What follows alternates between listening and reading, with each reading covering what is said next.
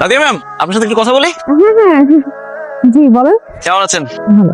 আপনি প্রত্যেক সপ্তাহে 4 দিন করে আমাদের বাসায় যান আমার মেয়েকে পড়ানোর জন্য, কিন্তু আপনার সাথে আমার বন্ধুত্ব তৈরি হলো না।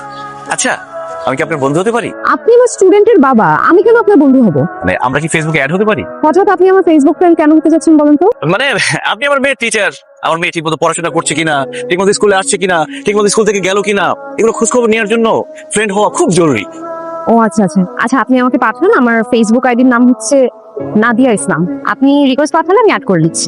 মিস বাবাকে ব্লক করো। Single father. কেন? তোমার বাবাকে ব্লক করতে হবে কেন? তুমি জানো না মিস, আমার বাবা খুব খারাপ। মেয়েদেরকে ফেসবুকে বাজে বাজে মেসেজ দেয়। আমার মা এইসব দেখে খুব কষ্ট পেত। চুপ করে আসা, কি বলো এগুলো তুমি? আমি সত্যিই বলেছি। ছি ছি ছি ছি ছি।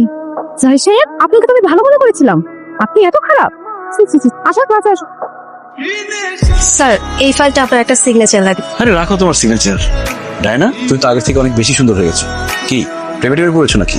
স্যার যে কি বলেন, প্রেমে পড়বো কখন? সারাক্ষণ তো অফিসের কাজ নিয়ে বিজি থাকি। তার মানে তুমি কি বলতে চাও, তোমার কোনো বয়ফ্রেন্ড নেই? হ্যাঁ স্যার, আমার কোনো বয়ফ্রেন্ড নেই, আমি এখনো সিঙ্গেল। তুমি তো জানো আমিও সিঙ্গেল। আচ্ছা, বয়ফ্রেন্ড না থাকলে ঘুরতে যাও কিভাবে? ঘুরতেই তো যাওয়া হয় না স্যার, সারাক্ষণ এই অফিস থেকে বাসা, বাসা থেকে অফিস, এভাবেই কাটছে জীবন। কি আর বলবো, দুঃখের কথা, আমার জীবনেরও একই অবস্থা। অফিস থেকে বাসা, বাসা থেকে অফিস, এভাবে চললে কি মানুষ বাঁচে বলো?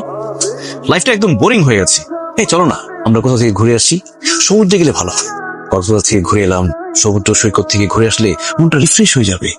স্যার, কক্সবাজার গেলে সমুদ্রে পাড়ে ছবি তুলবো, ভিডিও করবো, আমার তো আইফোন নাই, নর্মাল একটা ফোন। নর্মাল ফোনে কি ছবি ভালো আসে? সেই জন্যই ভাবতেছি কক্সবাজার যাওয়ার আগে একটা আইফোন কিনবো। তুমি আইফোনের কথা ভাবছো?